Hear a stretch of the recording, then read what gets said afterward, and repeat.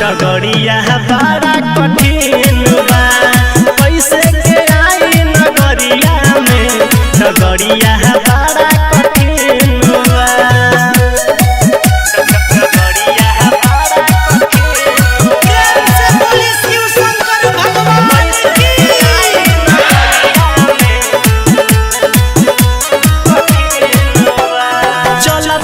चलते सुनिए बाबा घटे गइल बापा जियादा धक धक करता बड़ी गिरे न कहीं कांवर। चलते सुनिए बाबा घटे गइल बापा जियादा धक धक करता बड़ी गिरे न कहीं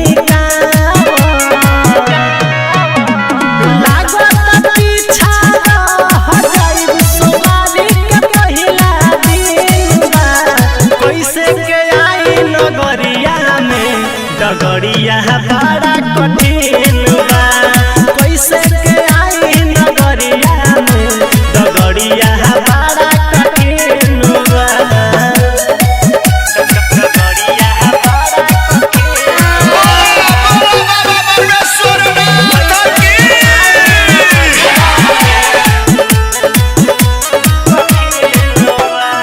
ऐसन मंत्र मारी न हम पे दहिया कदी नरेश के दुख तनी बुझिए बाबा राइट राही राकेश के।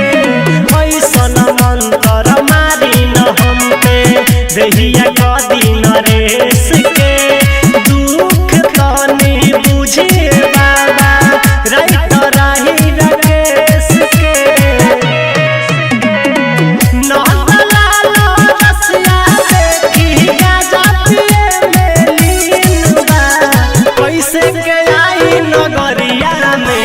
डगरिया बड़ा कठिन बा कैसे के आई नगरिया में डगरिया बड़ा कठिन बा।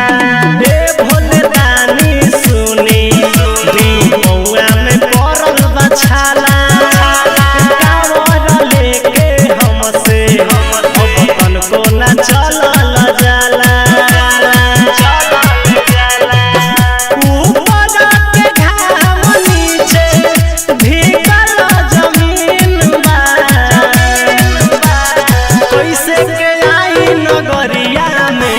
डगरिया बड़ा कठिन बा कैसे के आई नगरिया में डगरिया बड़ा कठिन बा। की रिकॉर्डिंग स्टूडियो छावड़ा दानो।